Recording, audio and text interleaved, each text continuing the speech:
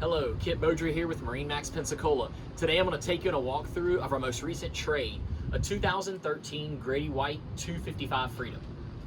We'll start at the transom and you'll see we're powered with twin Yamaha 154 strokes with 366 original hours. Moving into the cockpit here, you'll see a fold-away bench seat at the transom with a live wheel off to the port side. Moving into the spacious cockpit even further, you will see a sleeper seat off to the port side, helm seat off to the starboard with a bolster seat. Moving to the actual helm area, you will see we're powered with for electronics, a Garmin 840XS and an Icon VHF.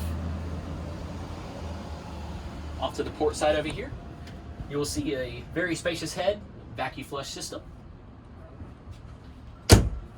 Moving forward to the bow area, lots of storage on both sides, cushioning as well if you're wanting to ride forward, and an anchor locker at the bow here. We'd like to thank you for watching this video, and remember, we're always open at MarineMax.com.